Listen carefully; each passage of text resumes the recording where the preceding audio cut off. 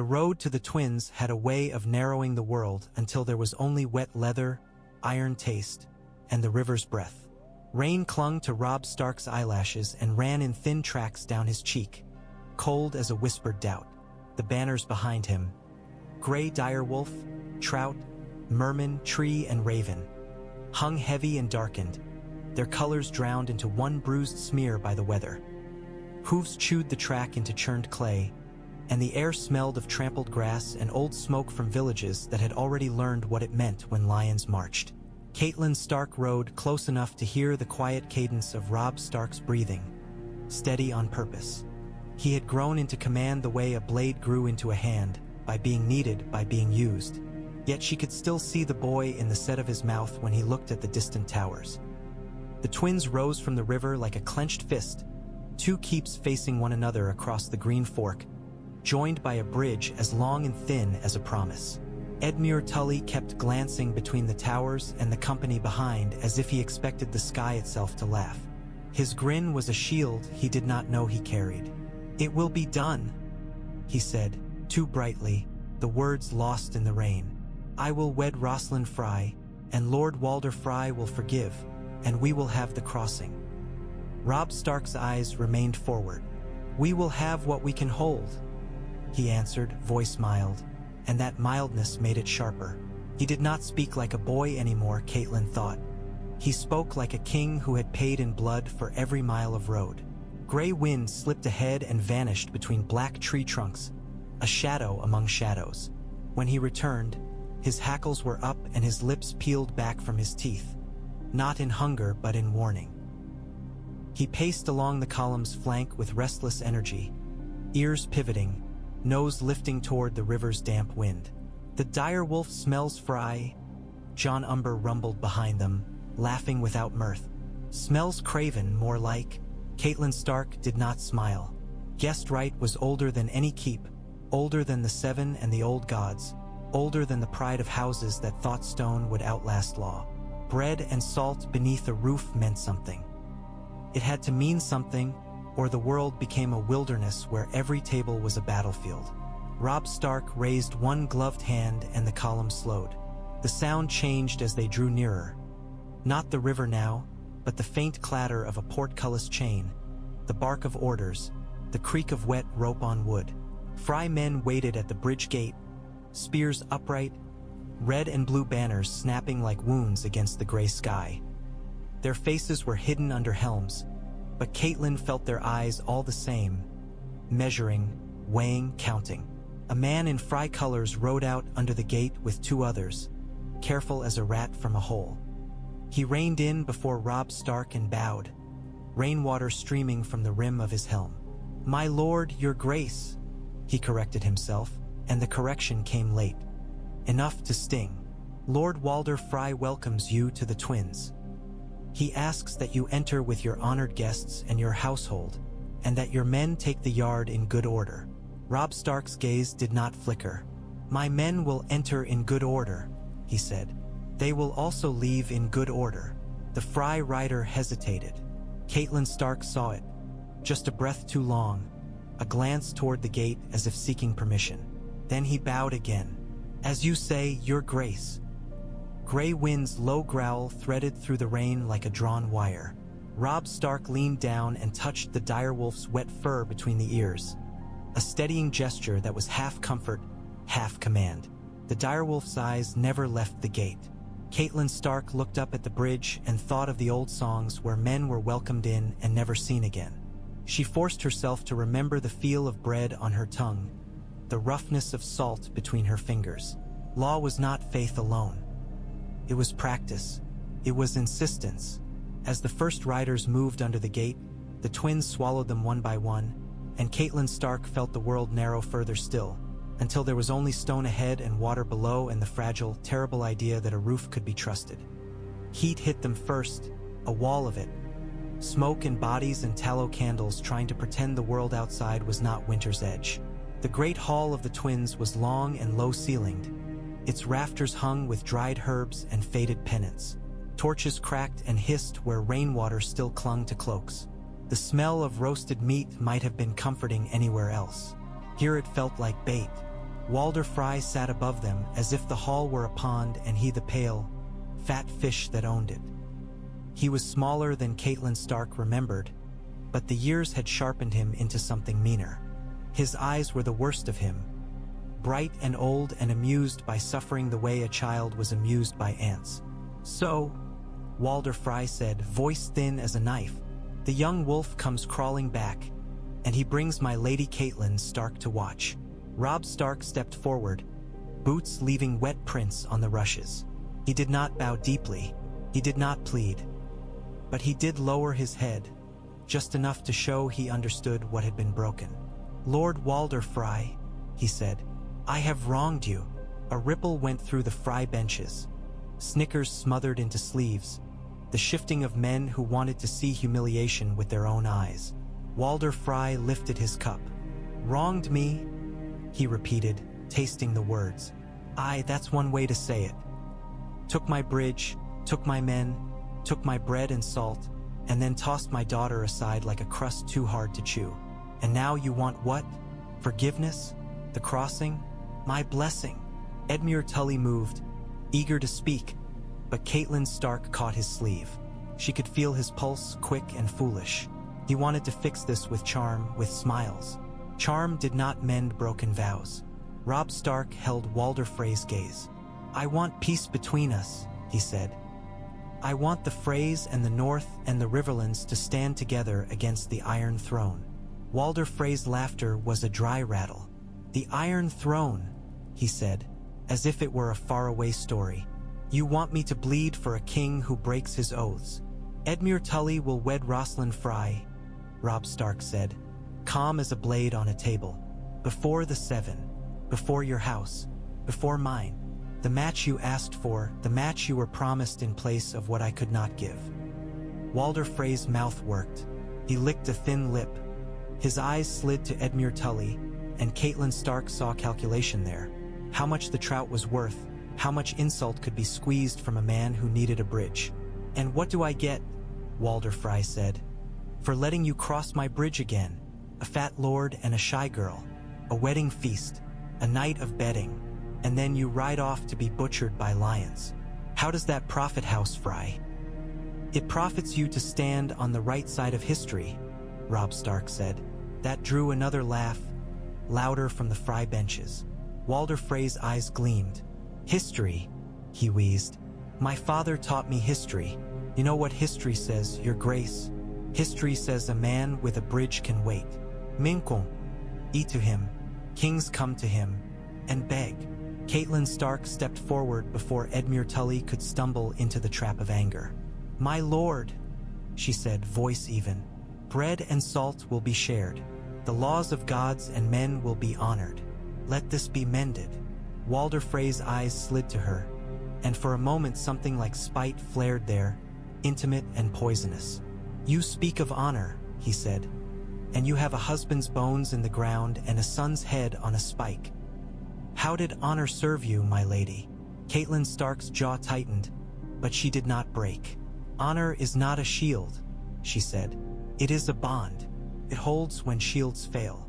Walder Frey stared at her long enough that the hall went quiet around it, the crackle of torches suddenly loud.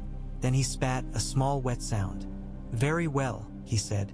"We will have your wedding. Edmure Tully will wed Rosalind Frey. We will eat and drink. You will have my bridge."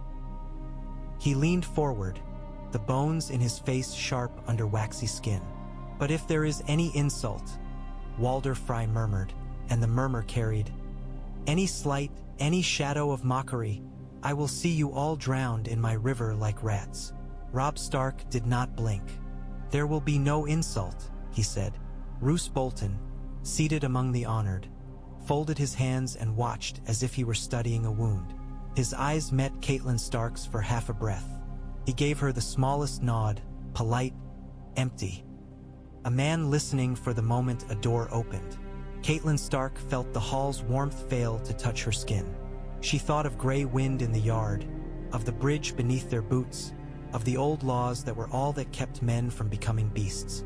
When bread and salt were brought out, coarse bread, bright white salt, Robb Stark took a piece and ate. Catelyn Stark did the same. Edmure Tully did too, smiling as if that one act could wash away every danger. Walder Frey ate last, slowly, his eyes never leaving Robb Stark. And as he chewed, he smiled like a man biting down on a grudge.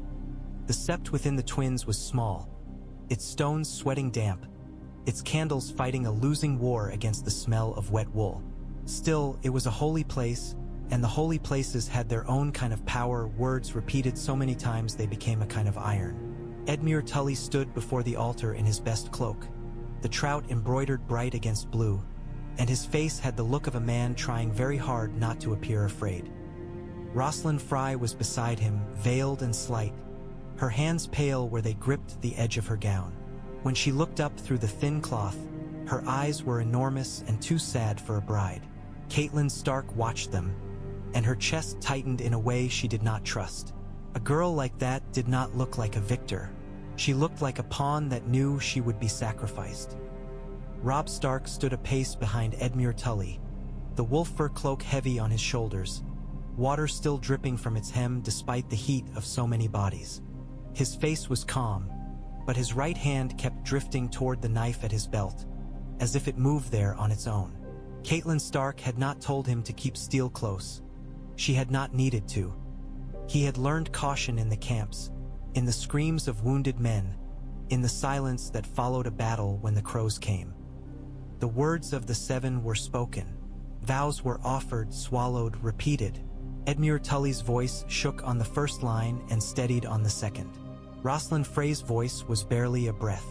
When the septon bound their hands with a ribbon, Catelyn Stark saw Rosalind Frey flinch as if the cloth were a cord around her throat.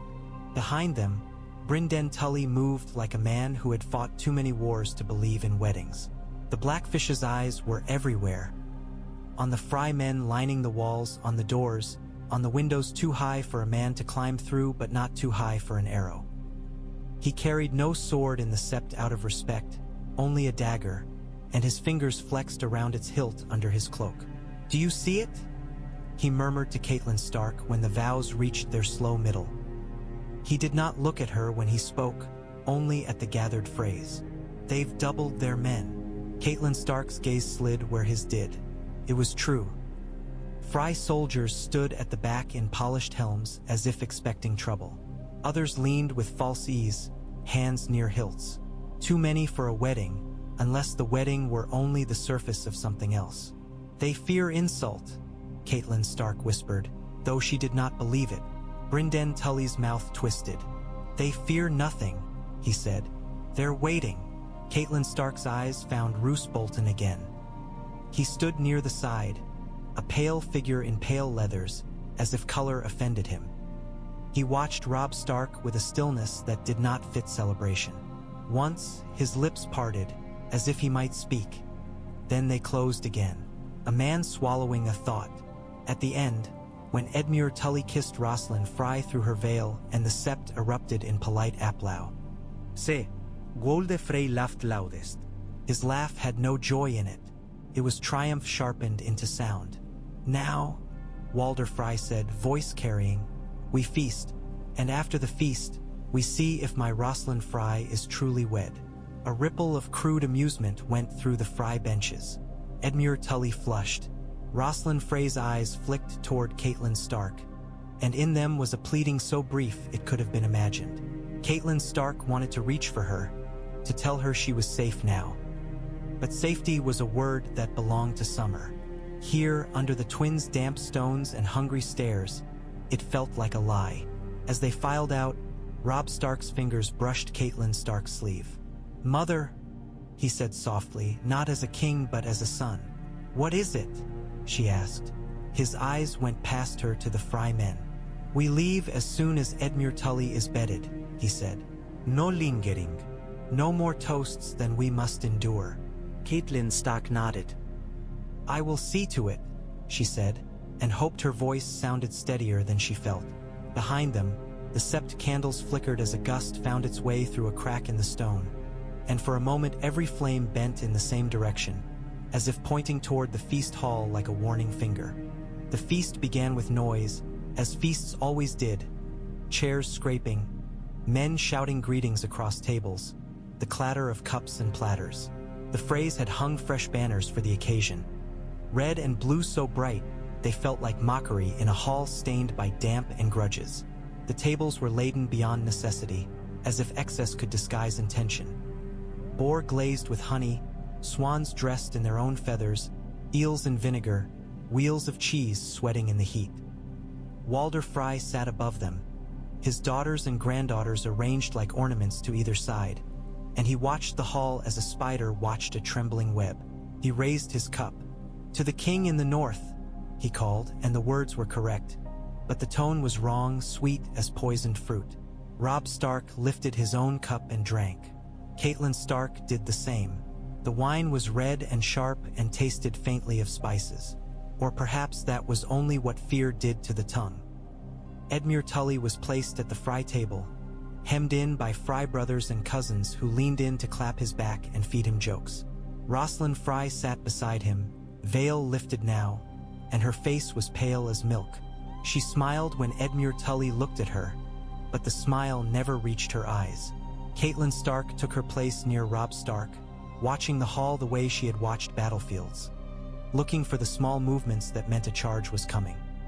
Daisy Mormont sat not far away, broad-shouldered even in her dress, her hair braided tight, her knife visible at her belt despite the Freys' request that guests lay steel aside. The Mormonts did not surrender blades easily. Neither did the Umbers. Jon Umber drank deep and laughed loud, but his eyes kept flicking up to the galleries where shadows gathered. The musicians at the far end tuned their instruments. A drum was tested, soft at first, then louder, as if to claim the hall's heartbeat. Fiddles scraped, pipes wheezed. Catelyn Stark's gaze lingered on them longer than she meant to. They were too many, she realized. Too many for a wedding. Too many with their faces half hidden under hoods. Robb Stark leaned slightly toward her. "You are staring," he murmured. "I am counting," Catelyn Stark whispered back. "Too many men at the doors. Too many in the galleries. And look there."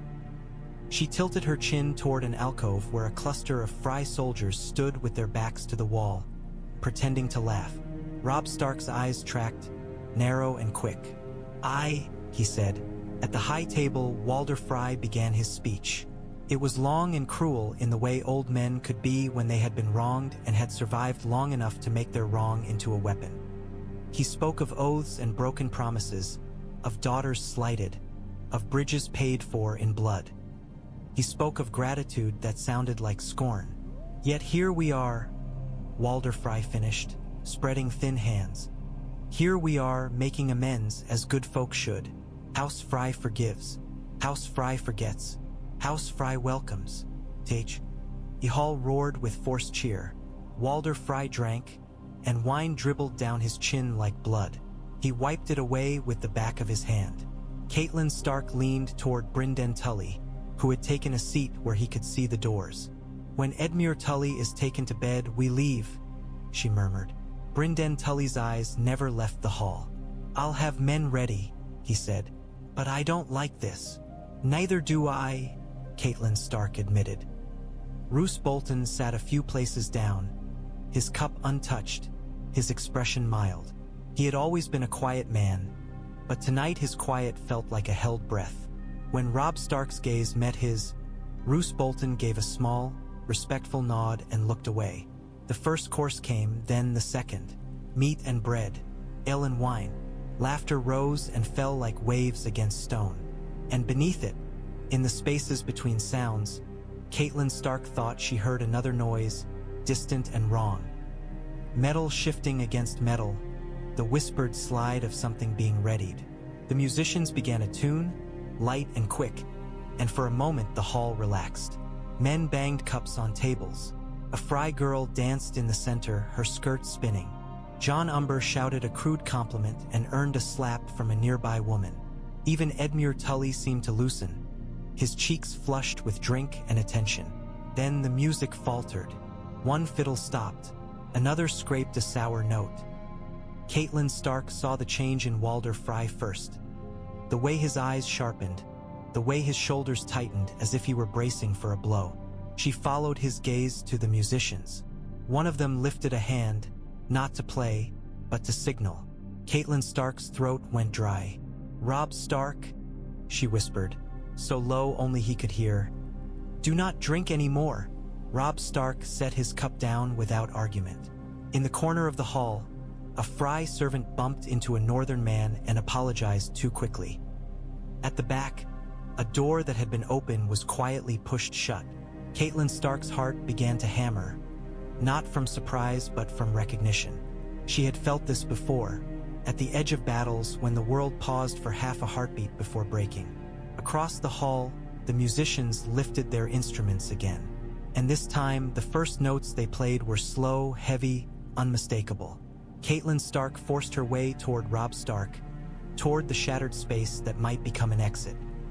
Above, crossbows twanged again, and outside, somewhere beyond stone walls and locked doors, a direwolf began to howl. The song was a weight dropped into the room. The first low notes rolled across the tables like distant thunder. A few men laughed at first, too drunk or too foolish to understand. Then the laughter died as recognition spread, swift and cold. The Rains of Castamere was not a wedding song. It was a death song. It was a lion's warning turned into melody. Catelyn Stark's fingers curled around the edge of the table until her knuckles went white. Her gaze flicked to Walder Frey. He was smiling now, not the thin smile of politeness, but the grin of a man watching a trap close.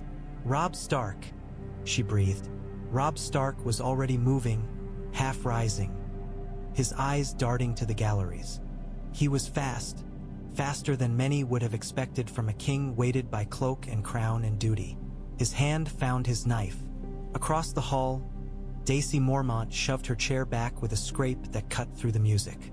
Jon Umber stood so abruptly his bench toppled behind him. "No!" he roared, the word raw with disbelief. Catelyn Stark followed Robb Stark's gaze and saw them. Shapes behind the latticework in the galleries, too still to be servants, too numerous to be guards for honor. Crossbows lifted, black and patient. In the same heartbeat, Walder Frey's hand rose. Catelyn Stark did not wait for the bolt. She seized the cup in front of her and flung it hard at the nearest lattice. Wine splattered the wood. A crossbowman flinched. Robb Stark ducked, dragging her down with him. The first bolt took a man in the throat at the far end, pinning him to his seat. Another slammed into a table, burying itself in a loaf of bread. Screams erupted. Chairs crashed. The music did not stop. The musicians kept playing as if the song itself were a weapon.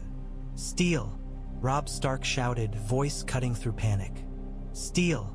Northern men surged up, overturning tables for cover. Cups shattered. Platters spilled. A Frey man lunged with a dagger and was knocked back by Jon Umber's massive fist, his nose flattening with a wet crunch. Catelyn Stark's eyes locked on Walder Frey. In her mind, guessed right shattered like glass. Bread and salt meant nothing to him. Nothing. Rage rose in her chest like fire, hot enough to burn fear away. She shoved forward through the chaos, grabbing a Frey hostage by the arm. Not Rosalind Frey, but another with frightened eyes and trembling lips, and dragged her close, pressing a knife to her throat. The blade was small, stolen from a table, but it was sharp enough. "Stop!" Catelyn Stark screamed, her voice tearing. "Stop this, or I will cut her." For a heartbeat, Walder Frey's eyes flicked to the girl. Something like irritation crossed his face, as if Catelyn Stark had knocked over a cup. Then he shrugged, slow and contemptuous. "Do it," he called back. "You think I bred daughters for love? I bred them for use." The girl began to sob. Catelyn Stark's hand shook, not from doubt but from fury so vast she could barely hold it. Another bolt slammed into the tea. Abel near Robb Stark, splintering wood. He rolled, came up behind an overturned bench, and hurled his own cup at the musicians. The cup struck a fiddler in the face. The man fell back, instrument clattering, but others kept playing, their expressions hard and set. A Frey man with a sword vaulted over a table and rushed Robb Stark. Robb Stark met him halfway, knife flashing. The blade sank into the man's belly, and the Frey collapsed with a gasp like a punctured wineskin. Roose Bolton moved in the corner of Catelyn Stark's vision, quiet, precise. He rose, slipped forward through the press of bodies, his hand disappearing under his cloak. Catelyn Stark saw the glint of steel and screamed a warning. "Robb Stark!" Robb Stark turned, just in time to bring his arm up. The knife Roose Bolton drove forward did not sink into Robb Stark's heart. It slid along leather and struck bone, biting into Robb Stark's forearm instead. Blood sprayed. Robb Stark grunted, but he did not fall. Roose Bolton's eyes widened, not with horror, but with the sharp irritation of a man whose aim had been spoiled. Robb Stark snarled and slammed his head into Roose Bolton's face. Roose Bolton staggered back, blood streaming from his nose, and disappeared into the chaos like a pale ghost. "Out!" Robb Stark shouted, clutching his wounded arm. "To the yard! To the horses!" Catelyn Stark released the sobbing Frey girl, shoving her away. The girl stumbled and ran. Catelyn Stark grabbed a fallen torch from the floor, its flame spitting. She swung it at a Frey man who rushed her, and the man recoiled, face twisting as sparks struck his beard. The hall had become a slaughterhouse of wood and smoke and screams. Frey men surged from doors, blades drawn. Northern men fought back with knives, tankards, bare hands. The song continued, relentless. Catelyn Stark forced her way toward Robb Stark, toward the shattered space that might become an exit. Above, crossbows twanged again. And outside, somewhere beyond stone walls and locked doors, a direwolf began to howl. The yard was chaos before Robb Stark even reached it. He burst through a side door that should have led to safety and found instead a storm of bodies. Frey men swarmed near the stables, blades flashing. Horses screamed, high and terrified, their whites showing as they kicked and reared against their tethers. Torches guttered in the wind, smoke blown sideways by rain. Brynden Tully was there. Of course he was, standing in the mud with his sword drawn, cutting down a Frey man who rushed him. The blackfish moved like water over stone, smooth and deadly. He looked up as Robb Stark emerged, and his face tightened with grim relief. "They've come for the horses," Brynden Tully barked. "They mean to pen you in." Robb Stark's eyes swept the yard. Men were dying. He saw a northern guard go down under 3 Frey knives. He saw a Frey man fall with his throat opened, blood mixing with rain to run in thin streams through the mud. He smelled smoke and fear and wet iron. Then gray wind came. The direwolf hit the yard like a living shadow, bursting out of the kennel with broken wood hanging from his shoulders. His eyes were pale fire. His jaws snapped shut around a Frey man's arm, and bone cracked. The man screamed, but the scream cut off as gray wine shook his head and tore. Blood sprayed in dark arcs. For a heartbeat, men froze. Even in war, there were moments when something older than war stepped onto the field and reminded everyone what they truly were. Animals in a world that pretended to be civilized.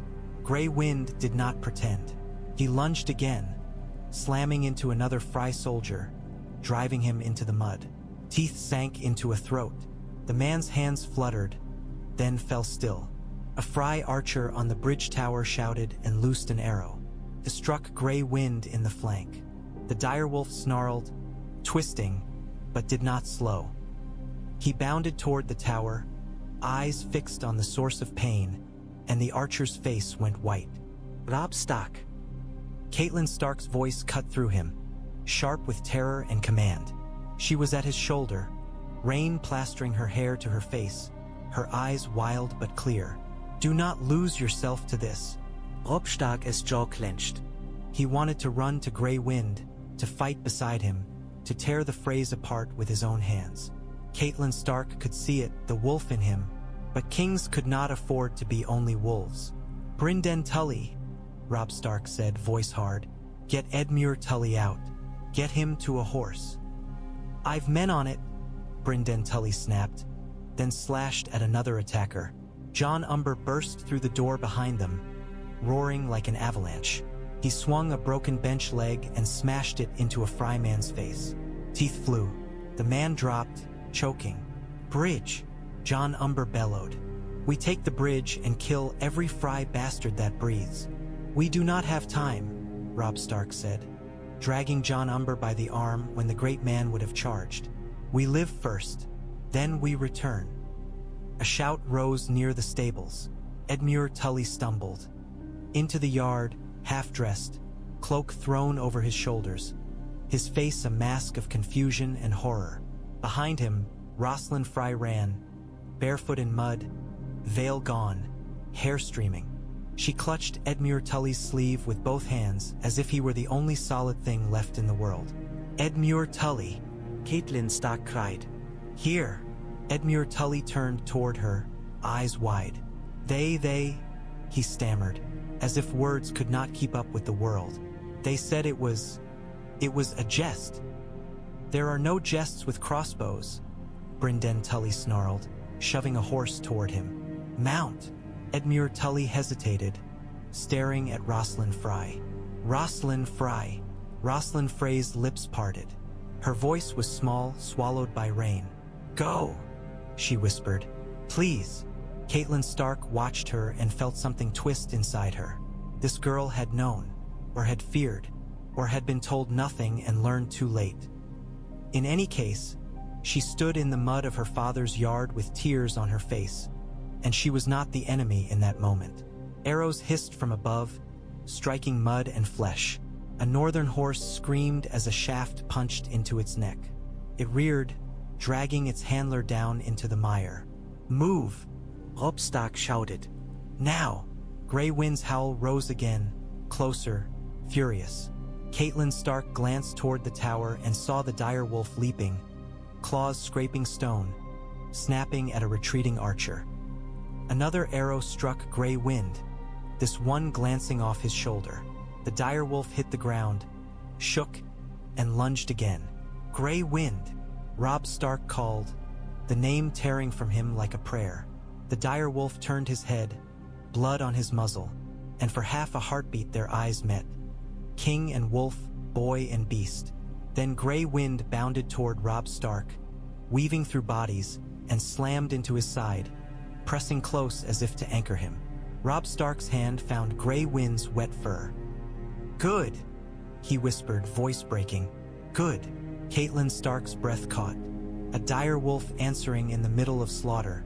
There was a power in that, a promise. The Freys could break guest right. They could break bodies. But there were still bonds they could not sever. North Gate, Brynden Tully commanded. We ride for the trees. We do not stop. Robb Stark swung onto his horse one-handed, blood slick on his sleeve. Catelyn Stark mounted beside him, gripping reins with fingers numb from cold and fear. Edmure Tully climbed awkwardly, dragging Rosalind Frey up behind him despite her protest, as if refusing to leave her meant he could undo the crime around them. They surged toward the gate in a tight knot of survivors, splashing through mud. Frey men rushed to block them. John Umber met them head-on, roaring, smashing skulls, buying seconds with brute force. Above, the bridge tower loomed, archers shouting. The portcullis chain creaked. Too late, Catelyn Stark whispered, terror icy in her throat. But Brynden Tully was already moving, sprinting toward the gate mechanism like a man chasing his own life. His sword flashed, cutting down the man at the winch.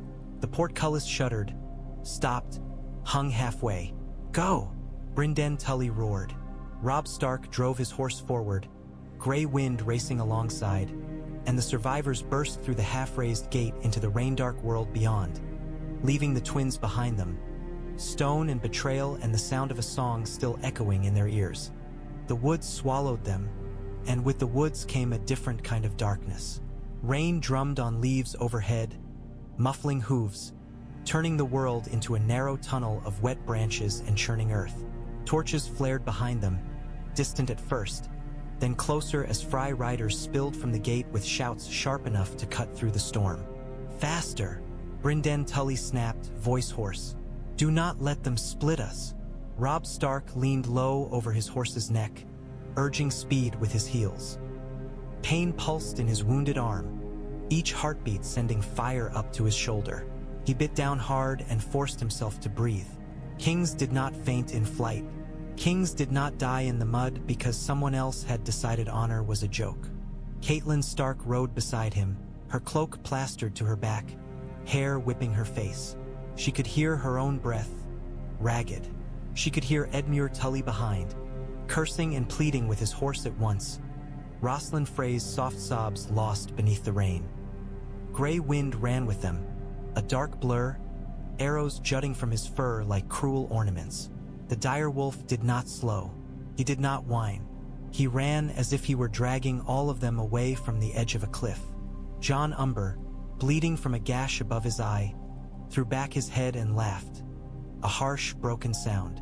"Guessed right," he spat. "May the gods choke on it. I'll hang Walder Frey from his own bridge by his guts."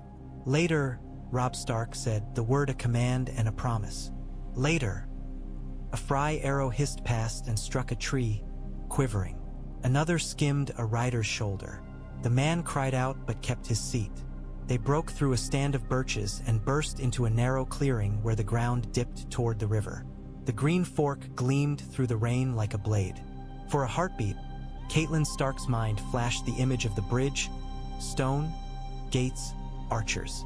Behind them, Frey torches bobbed, growing. "They'll try to push us to the water," Brynden Tully warned, as if reading her thoughts. "They know these lands. We do not. We know how to live," Robb Stark said, voice hard, and it steadied her. A shout rose ahead, another danger. Figures moved among trees, cloaked, armed. Catelyn Stark's heart lurched. More Freys.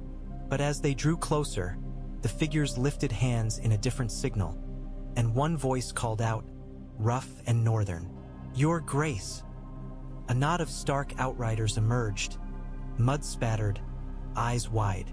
Their leader, a young man with a cut lip and a bloody sleeve, rode forward and nearly fell from his horse in relief.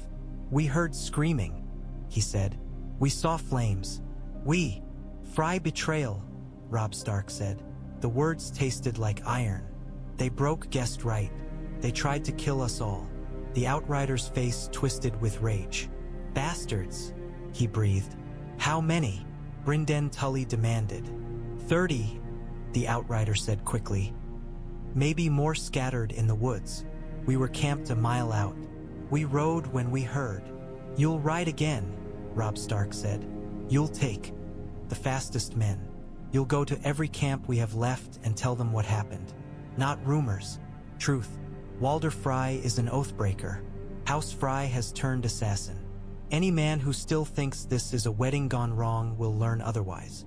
The outrider nodded hard, swallowing. "Aye, Your Grace." Robb Stark's gaze flicked to Edmure Tully, to Rosalind Frey clinging behind him, her face wet with rain and tears. "And you," Robb Stark said to Edmure Tully, "you will keep her alive." Edmure Tully stared back, shock giving way to a slow, dawning fury. "I will," he said, voice thick. "By all the gods, I will." Behind them, Frey riders burst into the clearing, torches flaring. They saw the reinforced group and hesitated, surprise flashing. "Now," Brynden Tully said, cold as a winter river, "we turn, we bloody them, then we vanish." Robb Stark's mouth tightened. He raised his sword with his good arm. The blade caught torchlight and rainwater, shining. "For the north," he said. The survivors echoed, low and fierce. "For the north." Gray wind sprang forward before any man could. He hit the first Frey horse like a battering ram. The horse screamed and went down, throwing its rider. Gray wind's jaws snapped shut on the rider's throat. The rider's torch fell, setting wet leaves smoking. "Steel mit steel." Hoofs churned mud. John Umber crashed into a Frey man and tore him from his saddle with bare hands. A Stark rider drove a spear into another Frey's chest. The Freys fought desperately, but they had expected prey, not wolves. Robb Stark cut down a man who lunged at him, his sword biting through leather and bone. He felt the impact in his arm like a shockwave and nearly screamed, but he kept his seat. He turned, seeking the next threat, eyes sharp. A Frey rider tried to slip past toward Edmure Tully. Catelyn Stark saw it and moved without thinking. She drove her horse sideways, blocking, and swung the torch she still carried, flame striking the Freys' face. The man yelled and reeled back, hands up. A Stark spear took him in the throat. It lasted minutes, felt like hours. When it was done, the surviving Frey riders broke, torches bobbing as they fled into the woods, leaving bodies in the rain. Robb Stark forced himself to breathe. He looked at the fallen, at the blood mixing with mud, and something inside him hardened into stone. "They will tell Walder Frey we live," Brynden Tully said. "And they will tell Tywin Lannister." "Let them," Robb Stark replied. "Let all the realm know. They wanted a slaughter in secret. I will give them a reckoning in daylight." Catelyn Stark looked up at the rain-dark trees and felt grief press against her ribs, heavy and endless. Men had died under a roof that should have protected them. The world had shifted, and yet Robb Stark was alive. Edmure Tully was alive. Grey Wind still ran. That was not victory, but it was breath. It was the chance to turn betrayal into a blade. "Where do we go?" Edmure Tully asked, voice. Robb Stark stared north, toward woods and road and a homeland that had never seemed so far. "We go where our banners remain," he said. "We gather what's left, and then we make the Freys choke on their own bridge." By the time they stopped, night had fully come, though the sky remained a bruised gray from storm and cloud. They made camp in a hollow under tall pines, where the branches caught some of the rain and the ground rose enough to keep them from sinking entirely into mud. A fire was coaxed to life with stubborn hands and damp kindling, its flame small and resentful, but it gave light, and light meant men could see one another's faces. Robb Stark sat on a fallen log with his injured arm bared. The wound had been cleaned as well as could be managed with cold water and harsher liquor. A strip of cloth, once white, now red-brown, was wound tight around his forearm. He did not complain. He stared into the fire as if it held answers. Catelyn Stark knelt nearby, scrubbing mud from her fingers.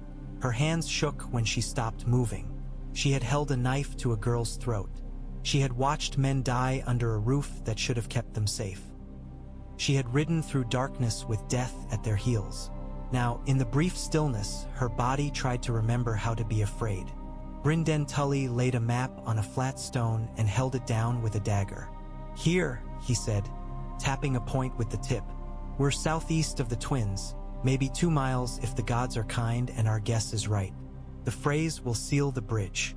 They'll send word to Harrenhal, to the lions. They'll try to hunt us like game." "They failed," Jon Umber growled, nursing a cut. "Let them try again." "They won't need to," Catelyn Stark said quietly. "Not if Roose Bolton has already opened doors for them." The name fell into the firelight like a stone into water. Several men shifted, exchanging looks. Roose Bolton had disappeared in the chaos of escape. No one had seen him die. No one had seen him ride with them. Robb Stark lifted his gaze, and in it was a coldness Catelyn Stark had not seen before.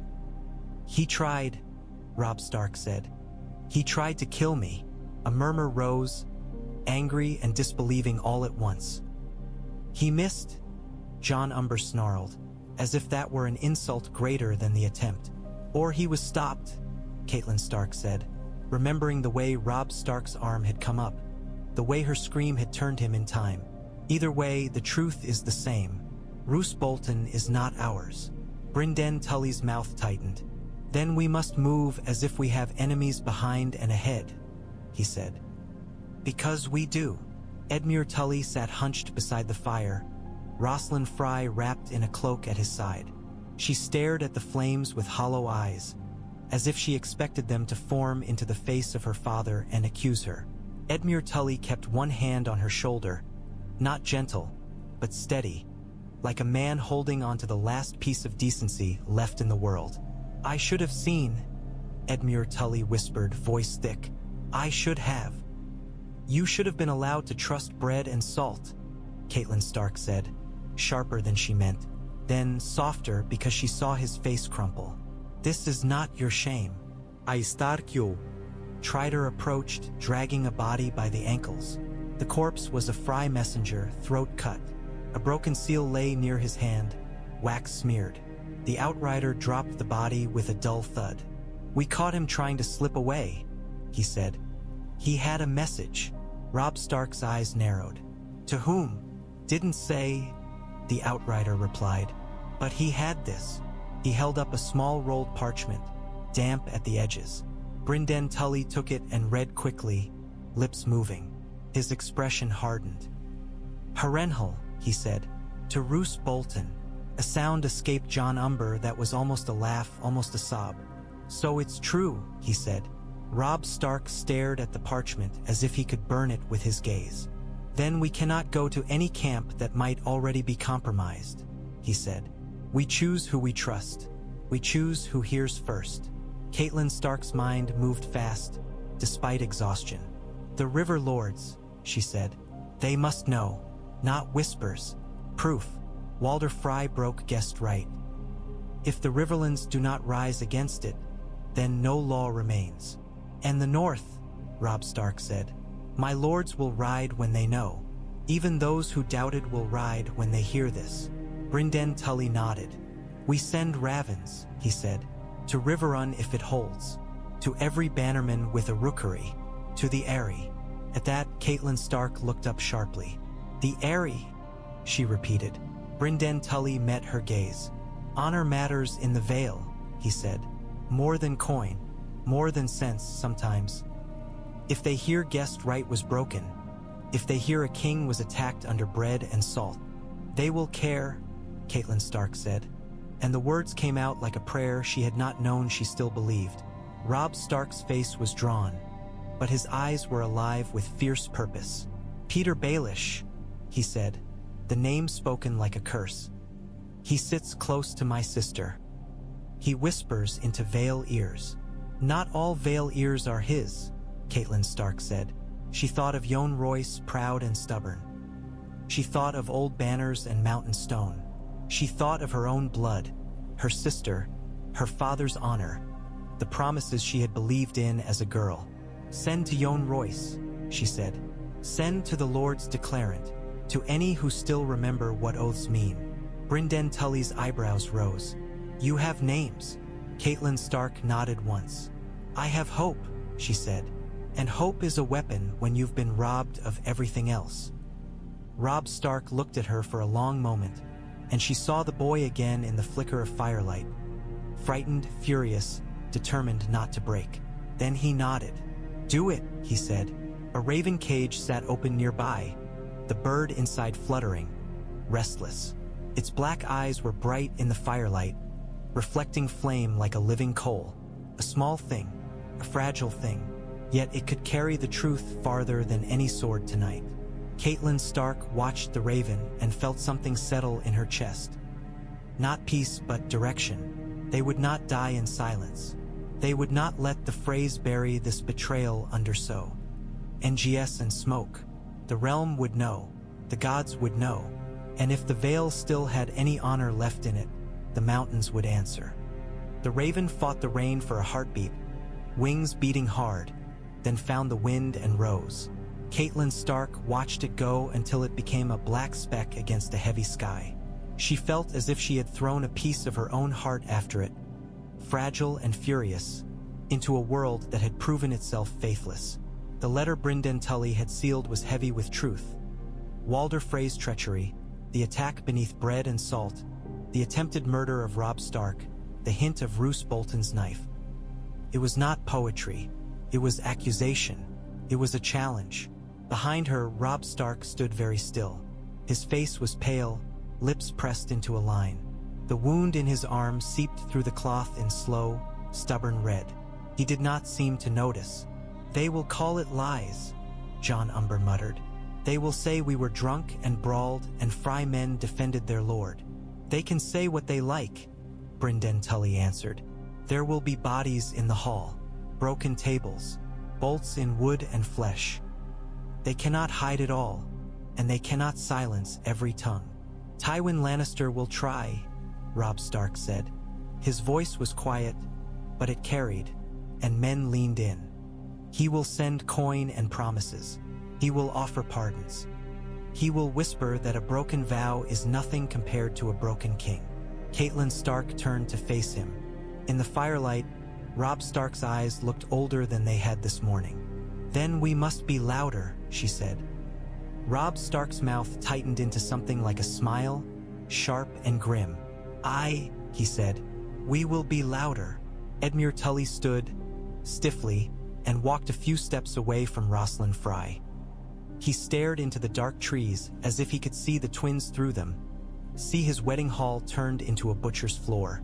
When he spoke, his voice shook with a rage that had finally found its spine. "I will hang Walder Frey," he said. "I will hang every son of his who lifted a crossbow."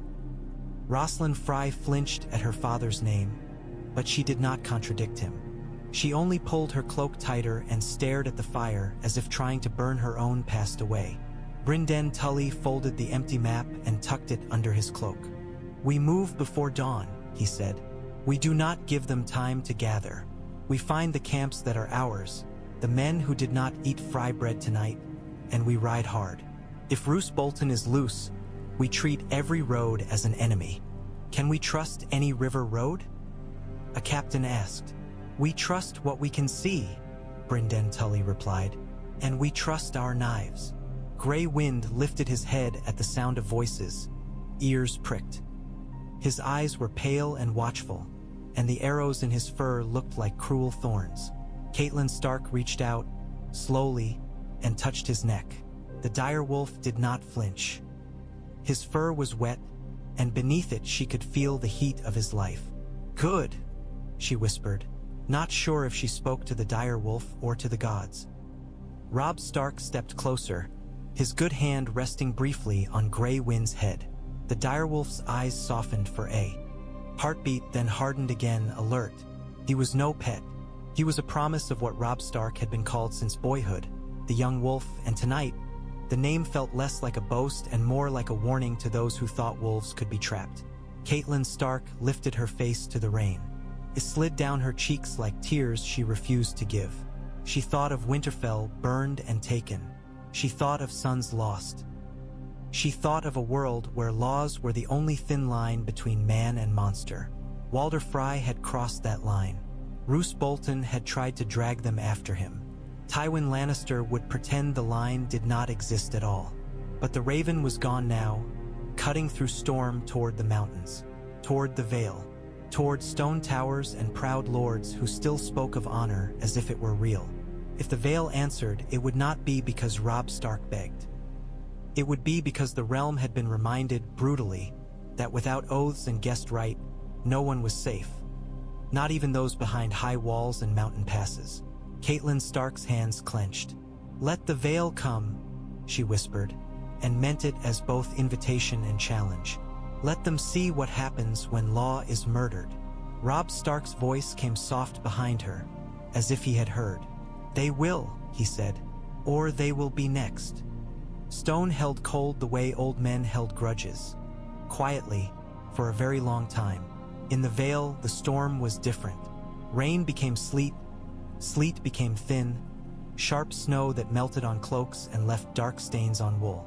The Eyrie sat high above it all, but even in lower halls, the chill lived in the walls. Jon Royce stood in runestone bronze, the ancient armor etched with runes that had outlasted kings. He held the letter as if it were a blade he had just drawn and found bloodied. The seal had been broken. The wax lay in crumbs on the table. A maester held a lamp close, and the light threw hard shadows across the gathered faces. Anya Wainwood's mouth was a thin line. Horton Redfort's eyes were narrowed. Others, Belmore, Grafton, Corbray, shifted like men smelling smoke and knowing it meant fire.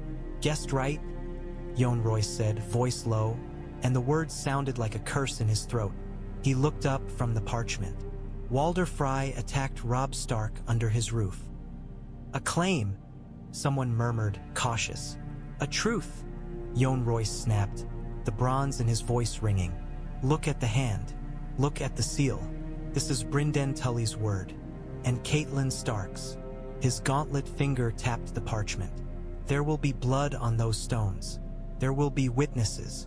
You think a king would invent a song and bolts in a hall? You think a mother would write such shame unless it were real? Silence answered, heavy as mountain stone.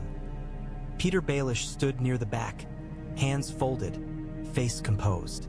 His smile was small, the smile of a man watching pieces move on a board he believed he owned. His eyes, however, were bright, and they flicked from face to face, counting reactions the way a miser counted coins. The Riverlands are not the Vale, Peter Baelish said gently, as if offering reason to children. We have no quarrel with Walder Frey, no quarrel with Tywin Lannister. It is a tragedy, if true, but tragedies happen. The Vale has been bled enough. Jon Royce's head turned slowly, bronze creaking. His stare pinned Peter Baelish as surely as a spear pinned a wolf. Tragedies happen, Jon Royce repeated, and the scorn in his voice could have flayed. Aye, and sometimes men make them happen. Sometimes men break laws older than their houses. And if we sit behind our mountains while they do it, then we tell the realm we agree. Anya Waynwood lifted her chin. The Vale's honor is not a cloak to be worn only when it is warm, she said.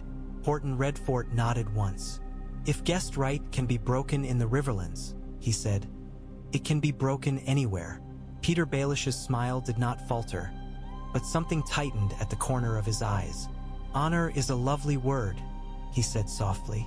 It does not stop arrows. No, Jon Royce said, but it tells us whose arrows deserve to be stopped. He held up the parchment, letting the lamplight catch it. They ask for witness, he said. They ask for justice. They ask the Vale to remember what it claims to be. A murmur are. Os among the lords, low and dangerous. Men who had spent months arguing for caution now tasted outrage, and outrage was a thing that could make even careful men brave. Peter Baelish stepped forward half a pace, as if to keep the board from tipping. Lady Lisa Arryn will decide, he said, voice smooth. As regent, as mother, as a woman who is hidden while the realm burned. Jon Royce cut in, and the words were harsh enough that several men drew breath sharply. If Lady Lisa Arryn will not decide, then we will decide without her. That landed like a stone dropped into still water. Ripples spread. Faces turned to one another. Old grudges against regency and weakness stirred. Anya Waynwood's eyes fixed on Jon Royce. If we move, she said careful, we must move cleanly. No half measures. No foolish charges into lion jaws. Jon Royce nodded once. We do not ride to die, he said. We ride to make the realm remember law. Peter Baelish's smile held, but it no longer reached his eyes at all. And if you ride, he said quietly, you ride into war. Jon Royce looked down at the letter again. In the lamplight, the ink seemed darker, heavier. A mother's words, a king's accusation, the dead weight of broken guest right. We have been in war, Jon Royce said, and his voice was iron now. We have simply pretended otherwise. Outside, snow slid from a roof in a soft rush. Inside, the lords of the Vale stood around a table and felt the board shift under their feet. Somewhere far to the west, in rain-soaked woods, a raven's journey ended in ink and seal and outrage, and the mountains, which had watched the realm bleed from a distance, began slowly, inexorably to stir. Snow caught in the grooves of Jon Royce's bronze like pale ash, melting and reforming as he moved. The cold did not trouble him, it sharpened him. He walked as if the stone underfoot belonged to him by older right than any regent's whim, and the men behind him, Waynwood, Redfort, Belmore, Grafton, fell into step with the gravity of his stride. There was no cheering, no pageantry, only the quiet certainty of lords who had just remembered what they were supposed to be. Peter remained in the doorway, sheltered from the snow, letting the wind toy with the edge of his cloak. His smile was gone now. What replaced it was a look that wanted to be amused and failed. He watched the gathering as if counting costs, as if deciding which coin to spend first. You speak as if the Vale is yours, Peter called, soft enough to sound polite. It is not. Jon did not stop. He merely turned his head, the bronze catching torchlight. "It is not yours," he answered, and the words were calm. Calm in the way a cliff was calm before it fell. Anya Wainwood moved closer to Yon's shoulder. Her cheeks were red from cold, her eyes bright. "We will not be shamed," she said. "Not by Freys, not by lions, not by anyone who thinks honor is only a song to sing when it flatters them." Horton Redfort exhaled, and the breath steamed. "If the realm is becoming a place where men are murdered beneath bread and salt," he said, "then the mountains will not protect us. They will only delay the blade." Peter's gaze flicked from face to face. He was used to rooms where men weighed themselves against him and found themselves wanting. This room had changed. The air had changed. The Raven's ink had changed it the way a spark changed dry straw. "Lady Lisa will forbid it," Peter said, still gentle, still attempting to lay a velvet hand over iron. "You know she will. And if you defy her, then she will learn the difference," Yon said, and finally he stopped, turning fully. Snow gathered on his shoulders. The runes on his breastplate looked like cuts made by time itself. "Between being a mother," he said, "and being a jailer, for a heartbeat no one spoke." Even the soldiers at the gate held still, the spears in their hands seeming suddenly too light to matter. Peter's eyes narrowed a fraction. "You are playing at war," he said. "War does not care about guest right." "It does," Yon replied, "because when guest right dies, every hall becomes a battlefield. Every meal becomes a gamble. Every host becomes a potential butcher." His gaze was steady. "If we do nothing, we tell every opportunist in the realm that the Vale will swallow any insult so long as it is convenient." Anya's mouth tightened. "We will not," she said again, as if she were stating a law. Peter stepped forward at last, boots crunching thin snow. "And what do you propose?" he asked. "You'll ride to the Riverlands and demand justice? From whom? Walder? Tywin?" His tone suggested the futility was obvious. Yon's eyes did in. "Oathblink. We ride to show the realm that there is a price," he said. "Not a plea, a price." Horton Redfort glanced toward the inner doors, toward the warm chambers where Lisa hid from everything sharp and real. "She will scream," he murmured. "Let her," Yon said. "Let the mountains hear." He turned away, and the lords moved with him, their cloaks dark shapes against white. Peter watched them go, and for the first time his composure looked like what it truly was, an effort. Because the board had shifted, and a piece he thought pinned had begun to move of its own will. Lisa's sobs had the thin, strangled sound of a bird caught in a child's fist. She paced in short, frantic circles before the hearth. The letter crumpled and uncrumpled in her hands as if changing its shape could change its meaning. Her cheeks were blotched, her eyes were swollen. The fire crackled and threw her shadow huge against the wall, a trembling thing with clawed fingers. "They want to take my son," she cried, voice pitching high. "They always want to take him, they always. First Jon, then the Starks, then the Lannisters. Now this bloody wedding." Peter's hand rested on her shoulder, gentle as silk. "No one is taking him," he murmured. "No one. Not while you are here. Not while I am." She whirled on him, clutching at his sleeve with desperate strength. "Yon means to ride," she hissed. "They all do. They want war, Peter. They want to spill my son's blood in the snow." Peter's expression was patient, almost tender. "They want to feel righteous," he said softly.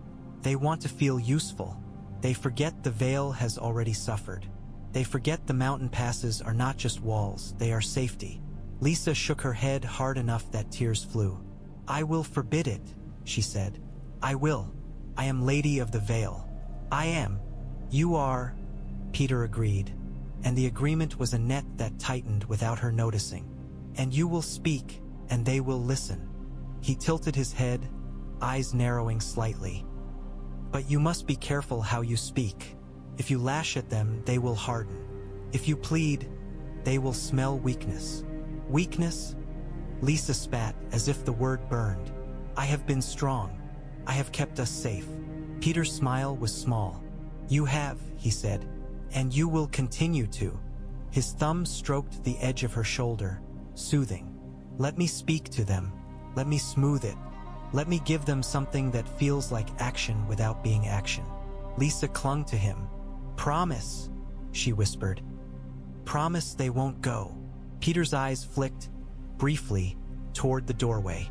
There, half hidden in shadow, the girl in plain dress watched without moving. Her hair was dark, her face composed too carefully.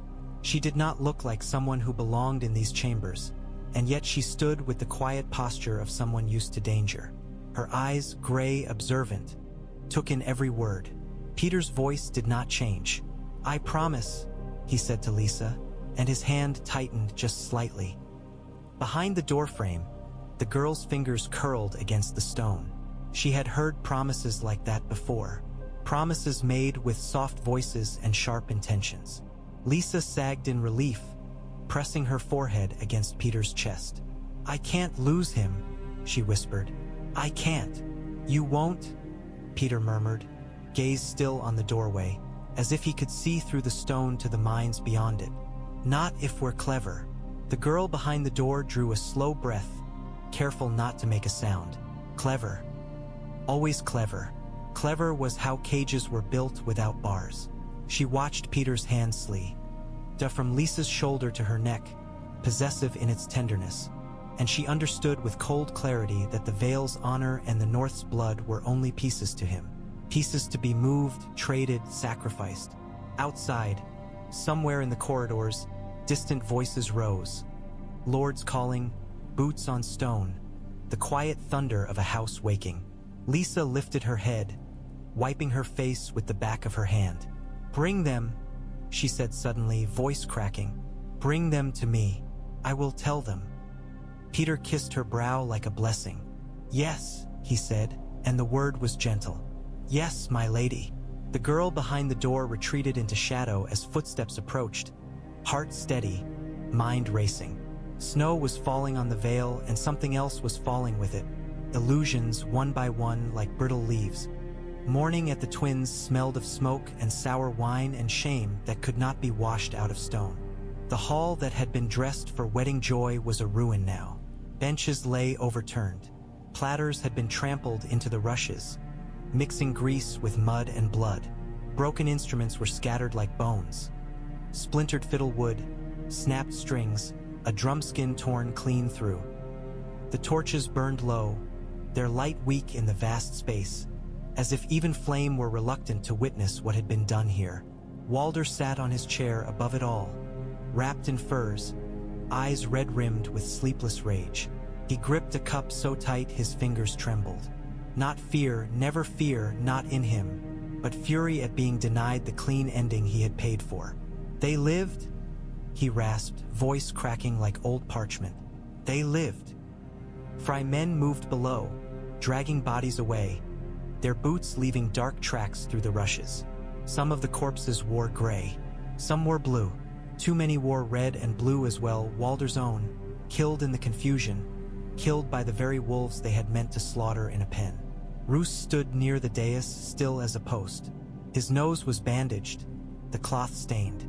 One eye had begun to darken with bruise. He held his hands folded before him, patient as if waiting for the weather to change. Walder's gaze snapped to him. "You were meant to finish it," he hissed. "I heard you moved on him." Roose's expression did not shift. "I did," he said simply. He turned. Someone warned him. Walder's lips peeled back from his teeth. "The mother," he spat. "The she-wolf." Roose's eyes flicked toward the floor, where a crossbow bolt still jutted from a table leg. "Guessed right," he said, almost thoughtful. "Broken openly. That will have consequences." Walder slammed his cup down, wine sloshing. "Consequences," he snarled. "The only consequence I wanted was a dead king. You told me Tywin would make it safe." Roose's calm held. "Tywin will still benefit," he said. "Robb is wounded. His host is fractured. His lords will be shaken." "Shaken?" Walder's laugh was a wet bark. "They'll be rabid. They'll come for my bridge with fire." "And Tywin will send you men," Roose said, as if explaining a simple exchange. "Gold, protection. He will paint you as necessary. He will say you acted in defense." Walder's eyes narrowed. "And the realm will believe him?" Roose looked down at the blood-stained rushes. "The realm believes what it is paid to believe," he said. "But some things are harder to buy. Guest right is one." Walder's throat worked. For the first time, something like uncertainty flickered in his eyes. Not remorse, never that, but calculation tinged with worry. "The Vale," he muttered. "They love their damned honor up there." Roose's gaze lifted. "If the Vale stirs," he said, "it becomes inconvenient." Walder's fingers drummed on the arm of his chair. "And what of your men?" he asked suddenly. "You promised me your men would hold the yard." Roose's mouth curved faintly, not a smile, but the shape of a truth withheld. "The direwolf broke the kennel," he said. "Chaos favors wolves." Walder's face reddened. "And where is the direwolf now?" Roose's eyes were pale. "Running," he said, "beside his king." Walder's hand twitched toward the dagger on his lap, then stopped. He stared at Roose as if seeing him properly for the first time. Not an ally, but a tool that might cut its owner. "You will send ravens," Walder said at last, voice thick. "To Tywin, to every lord who matters. You will tell them Robb is a butcher who attacked my house at my own feast." Roose inclined his head. "Already done," he said. Walder's eyes darted to the open raven cage on the bench below, its door swinging slightly. A bird had flown, carrying lies wrapped around truth like cloth around rot. He swallowed. "Then we wait," he murmured, and the waiting sounded like a prayer to a god he did not deserve. Roose's gaze moved to the broken instruments. "No," he said quietly. "Now we hunt." Tywin read in silence, and silence around him became a command. The chamber smelled of wax and old paper, of heat held too long in stone. Candles burned in a neat line, their flames steady in still air. The map of the Riverlands lay spread across the table, weighted by carved stones and daggers with jeweled hilts, as if the land itself could be pinned down by sharpness and wealth.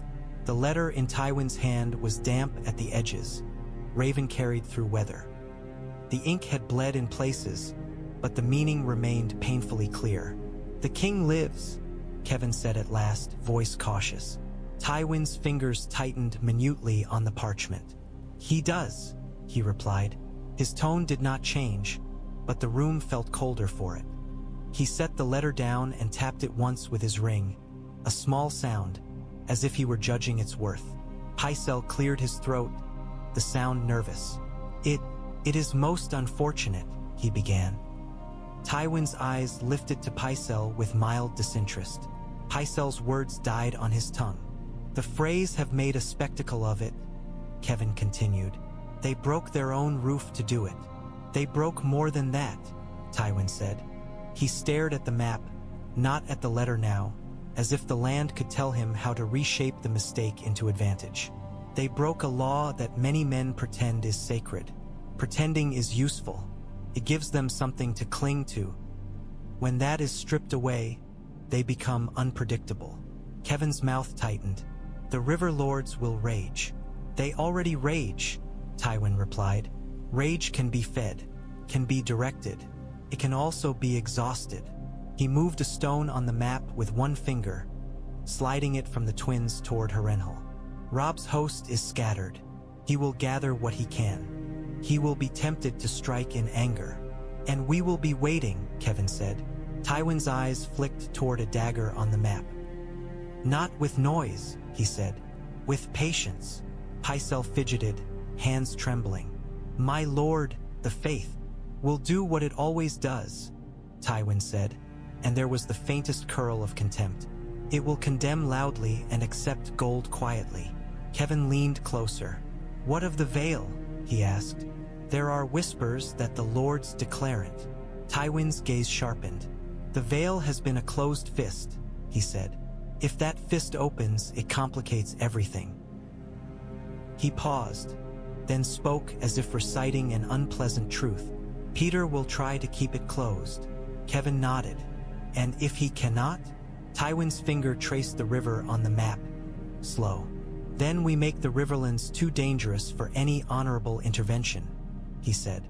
Bandits, outlaws, disorder. We make it seem like stepping in would drown them in mud. His eyes lifted. And we offer the Vale something it wants more than honor. Kevin's brow furrowed. What does the Vale want? Tywin's mouth was a thin line. Safety, he said, and the illusion of it. He picked up a second parchment, blank, and set it beside the first. Send to Walder, he said. Assure him he has the crow. N'est protection. He will need it. Kevin inclined his head. And Roose. Tywin's gaze went distant, weighing. Roose has shown his hand, he said. Useful, but a man who betrays once can betray again. Keep him close enough to use him, not close enough to trust him. Pycelle swallowed. And the king? Robb. Tywin's eyes returned to the map. He will be drawn to the twins, he said. A wounded wolf returns to the place it was trapped. He will want vengeance. He will want a symbol. Kevin's voice was low. And if he takes it?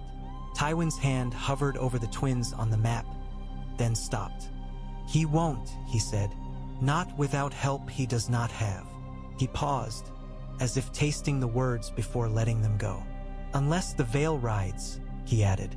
The candles crackled softly. Outside the Red Keep, the city muttered its endless noise, unaware that a failed slaughter in a damp hall had rippled all the way to this table. Tywin picked up his goblet, considered it, then set it down untouched. We will correct it, he said. Kevin did not ask what it meant. He already knew. We will, he agreed. Tywin's eyes held on the twins like a man staring at a stubborn stain, deciding what solvent would burn it away. Dawn came without beauty, a slow thinning of darkness into gray. The rain had eased to a cold drizzle, but the air still tasted wet. Robb sat with his back against a tree, his bandage newly tightened. The pain in his arm was a constant pulse now, not sharp but insistent, as if his body were reminding him that he was still flesh no matter what crown sat on his brow. Gray wind stood at his knee, restless, eyes scanning the trees. The arrows had been pulled from the direwolf's fur with careful hands and curses, leaving ragged wounds that bled slowly. He did not whine. He did not lie down. He watched the world like an enemy. Catelyn kept the fire low, feeding it with thin sticks. Her hands were steady now, but her face had a hardness that made her look carved rather than born. She had not slept. When she closed her eyes, she saw bolts in wood and men collapsing into wine. Brynden crouched in the dirt, scratching lines with a knife point. Roads, rivers, the rough shape of the twins. We cannot go straight north, he said. They'll expect it. They'll have men on the tracks. We go where? Asked one of the captains, voice hoarse. Robb lifted his head. More men were arriving, in twos and threes, mud-caked, exhausted, eyes haunted. Some limped, some carried the wounded. They looked at Robb as if he were proof the world had not ended. Here, Brynden said, tapping a line, to the east through the woods, then downriver. We find those who escaped the hall and scattered. We gather them. We send word to any lord who will listen. And if they don't? A young rider asked, anger cracking through fear. Robb's voice was quiet when he answered. They will, he said, because this is not rumor. This is not a boast. This is a crime. He pushed himself upright with his good arm, grimacing. Men fell silent at the movement. Walder has broken guest right. He has declared himself outside law. A murmur rolled through the camp, low and vicious. Robb's gaze swept them. Some of you will want to ride straight back and put the twins to the torch, he said. You will want to do it now, with whatever blades you have in hand. John Umber spat into the mud. Aye. Robb held up his good hand, palm out. If we do that, we die, he said. And the Freys live, protected by walls and lions. We do not give them that. We do not give them the satisfaction of finishing what they started. Catelyn watched his face as he spoke, seeing the weight in it. He was choosing restraint with blood still fresh on his sleeve. It was harder than any charge. Robb's eyes narrowed. "We will strike," he said, "but we strike smart. We strike where it hurts and where it shows." He nodded toward a group of new arrivals. "Who are you?" A man stepped forward, bowing. "From Lord Karstark's camp," he said, voice shaky. "We heard the screaming. We saw riders. We came as fast as—" Robb's expression tightened. "Karstark. More fractures, more anger, more grief." "Tell your lord," Robb said, "that I live. Tell him what the Freys did. Tell him if he wants vengeance, he will get it. But he will get it under my banner, not his own." The man nodded hard. A raven landed on a branch above the camp, shaking wet feathers. Brynden looked up, eyes narrowing. "That one's not ours," he murmured. Robb followed his gaze. The raven's leg bore a strip of cloth dark. A message. It watched them as if it had been sent to measure their breathing. Grey wind growled, low. Robb did not move. He stared at the bird until it shifted uneasily, then flapped away into the trees. "They're watching," Catelyn said. "They will watch," Robb replied, "and they will see." He stepped into the center of the camp, shoulders squared despite pain. "No man here speaks of a wedding gone wrong," he said. "No man here repeats Frey lies.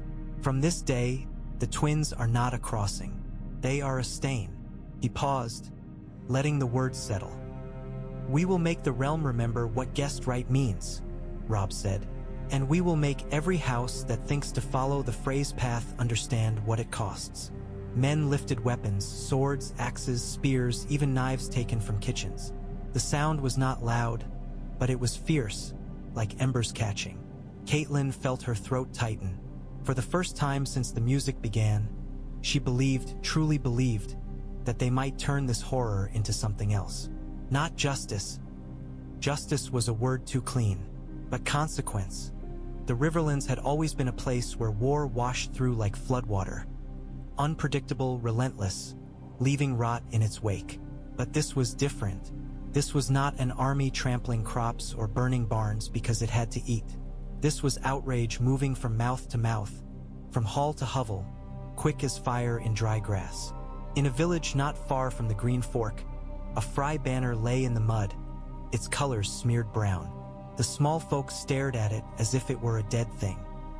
Some crossed themselves, others spat. A septon stood beside a rough post where the seven-pointed star had been carved by a trembling hand.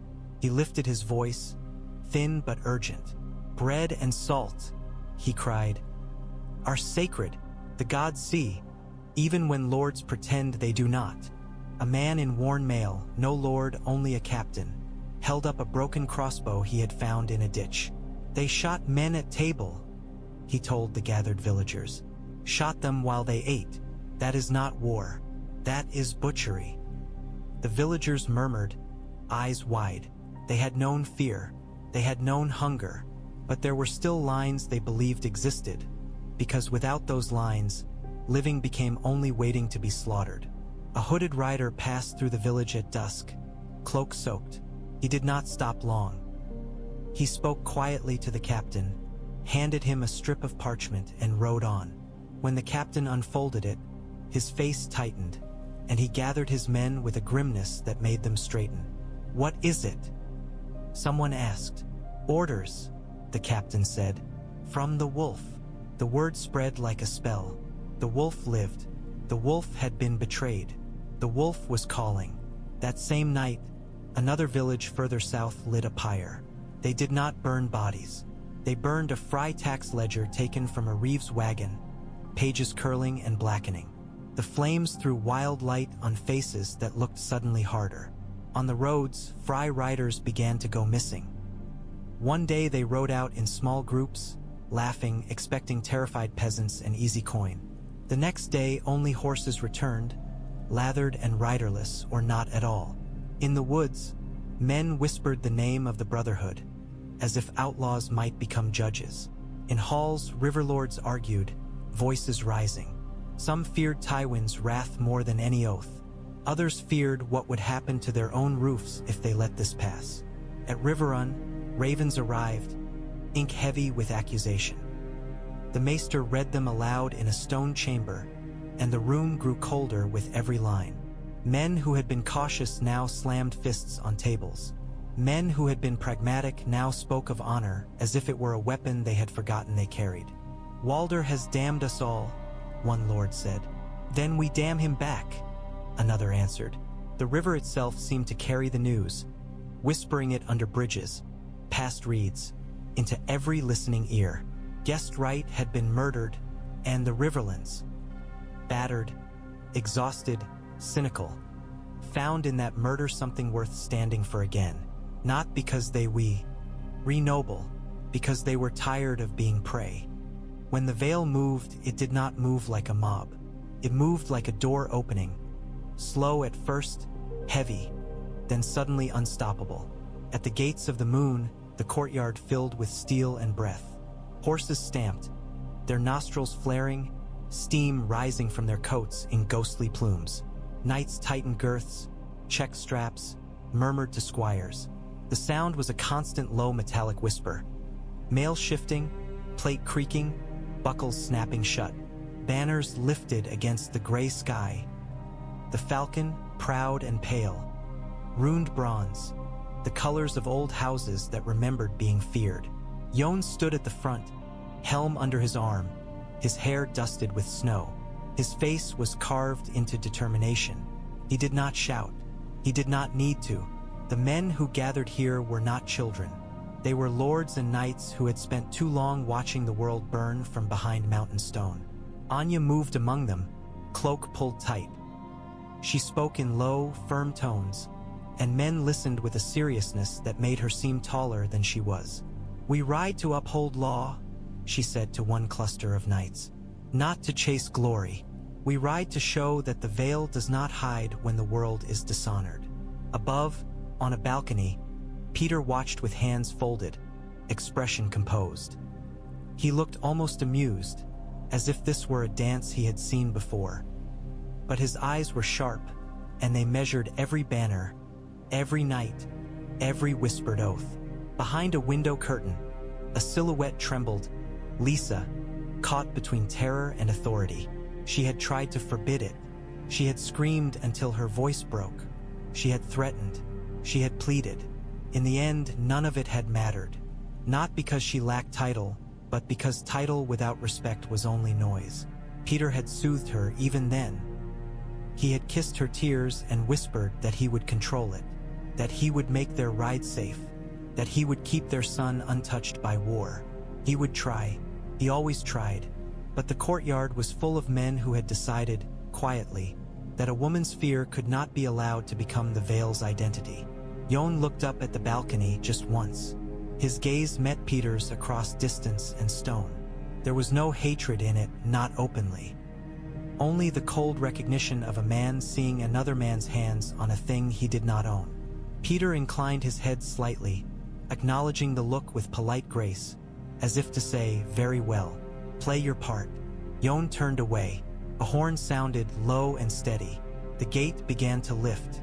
Beyond it, the mountain road waited, white with thin snow, winding, treacherous. The first riders moved out, hoofs crunching. More followed. The banners flowed after them like rivers of color. Peter watched until the last knight passed beneath stone. Then he exhaled, slow, and the composure on his face tightened into something else. A calculation adjusting to new numbers. War was coming to the Vale whether he liked it or not. And in the north, a wounded wolf was learning that sometimes mount. Ainz answered.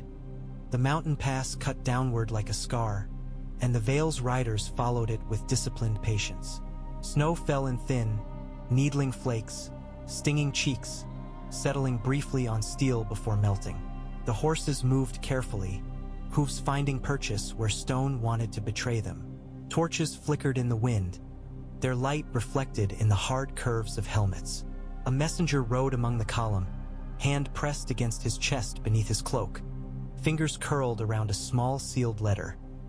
It was not large, not ornate, but it carried something heavier than wax.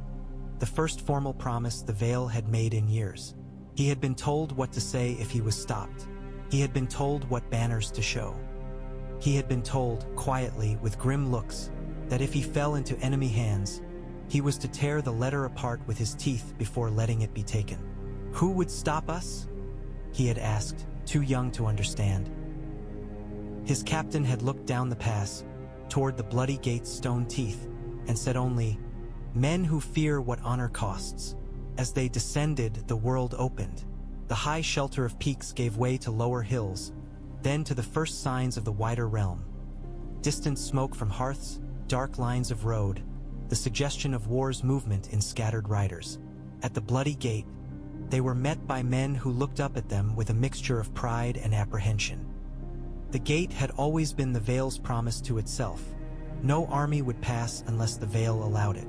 Now the gate became something else, a mouth finally opening. "Where do we ride?" a guard asked, voice tight with excitement.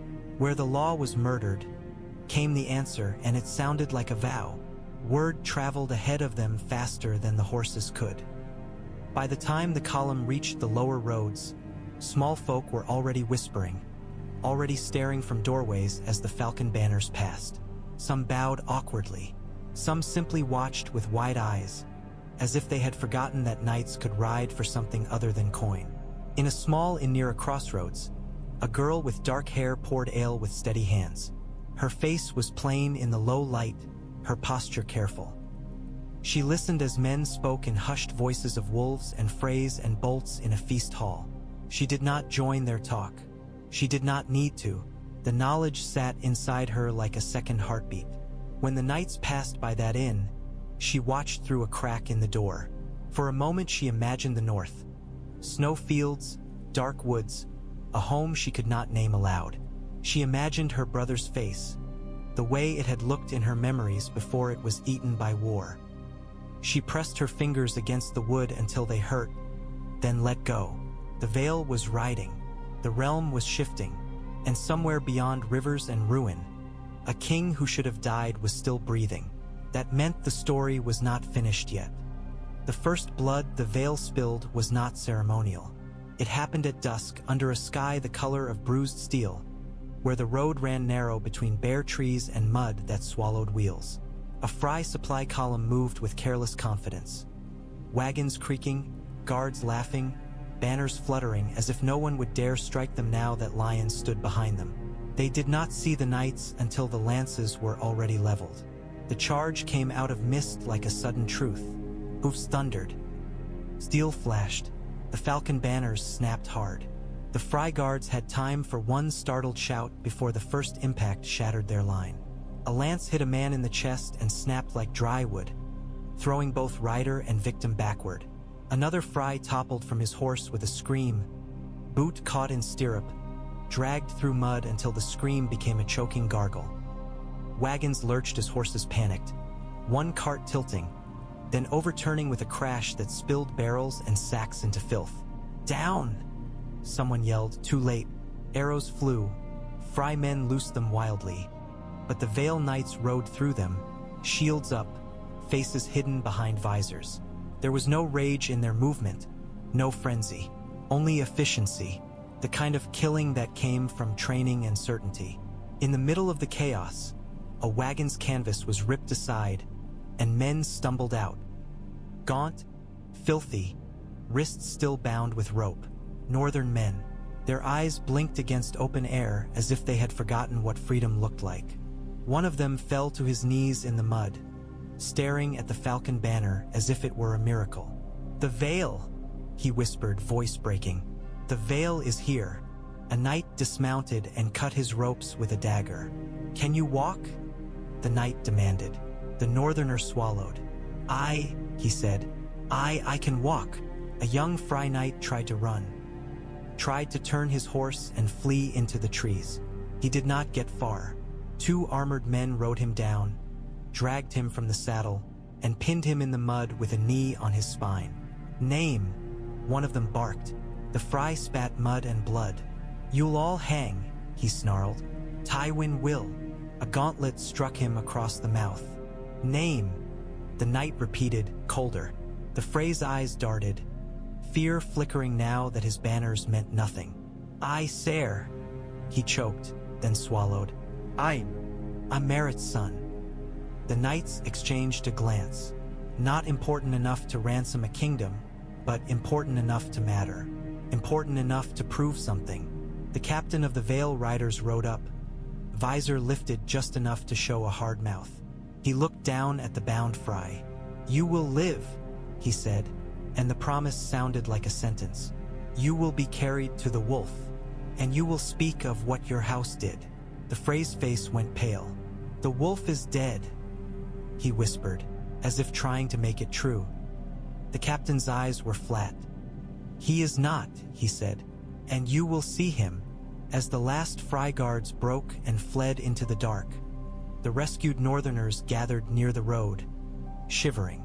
One of them looked up at the knights and began to laugh, soft at first, then louder, the sound cracking into sobs. "They broke guessed right," he said, voice ragged. "They thought the gods were blind." The captain wiped mud from his gauntlet.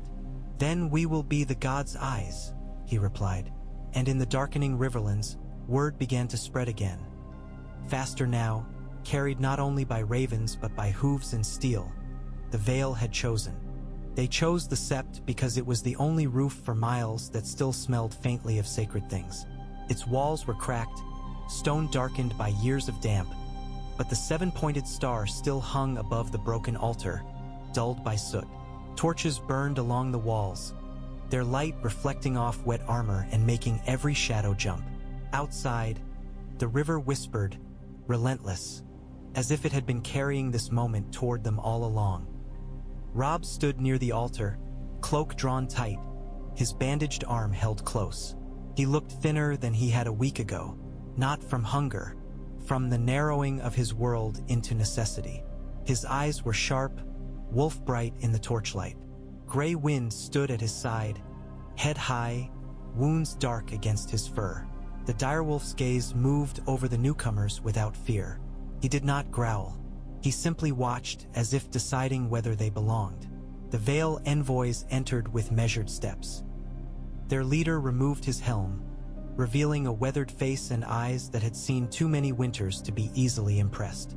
He bowed not deeply but honestly. "Your Grace," he said, "the Vale has heard." Catelyn's breath caught. She kept her face still, but her hands clenched at her sides.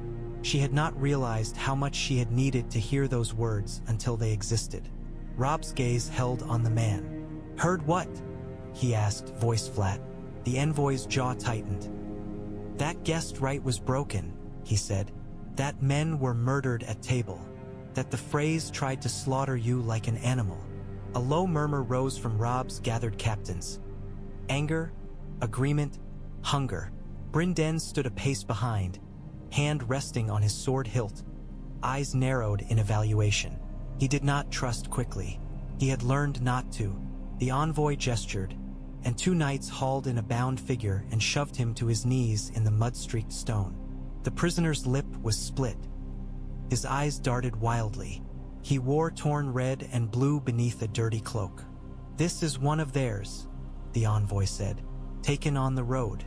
He has a tongue, and he will use it." The prisoner swallowed hard, glancing at Grey Wind as if the direwolf were the only judge that mattered. I didn't," he began. Robb stepped forward, slow. Grey Wind moved with him, silent as shadow. "Speak," Robb said, and his voice was quiet enough that it forced the sept to lean in. The prisoner's breath hitched. "They, my lord Walder." He winced, realizing too late that names carried weight now. "They said the song would mean it was time," he babbled. "They said the crossbows would finish it quick. They said the wolf would be caged." "They?" Robb's mouth tightened.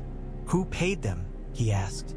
The prisoner's eyes flicked toward the torches, toward the star, toward anything but Robb's face. "A lion," he whispered. "Gold. Promises. They said the crown would protect us." Silence settled, heavy. Not surprise, confirmation. Robb nodded once, as if something inside him had finally clicked into place. "Et. and back to the envoy. "Who sent you?" he asked. The envoy lifted his chin. "Yon," he said simply, "and the lords who stand with him. They cannot all ride at once, not yet. But the Vale is moving. Knights are gathering. Supplies are coming." His gaze flicked to Catelyn, respectful. "Your blood is heard in the mountains." Catelyn's throat tightened. She forced her voice steady. "And Peter?" she asked, though she hated giving the name heir. The envoy's mouth twisted. "He watches," he said. "He whispers. He will try to make this about his own safety." He looked back to Robb.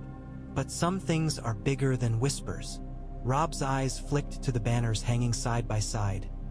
Falcon and direwolf, fabric damp but proud. For a moment, the severity in his face eased into something like grim satisfaction. "Tell Yon," Robb said, "that the North remembers." The envoy's eyes met his. "He will understand that," he said. Robb looked down at the kneeling prisoner. "Take him," he ordered. "Keep him alive. Let him see what happens to oathbreakers." Grey Wind's ears pricked, as if approving. Robb lifted his gaze to the men around him. Northmen, riverlords, now the first steel of the Vale. "We go to the twins," he said, and the words were not a shout, but they filled the sept like a bell. "Not to throw ourselves at stone, to cut every road that feeds it, to choke it, to show the realm what the price is." Men nodded.